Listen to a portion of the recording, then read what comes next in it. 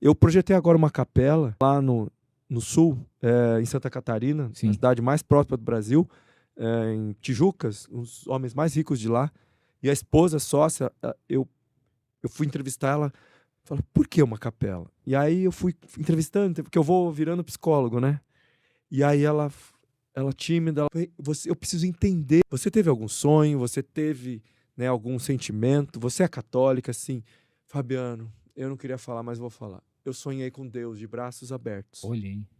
me recebendo. E depois, no outro dia, uma nuvem, ela tirou a foto e mandou para mim. Tava o rosto de Cristo. Ela mandou para mim a foto, ela falou, você tá vendo o quê? Ela me testou, falou, eu tô vendo o rosto de Cristo. Nossa. Eu falei, meu Deus, você é sensível.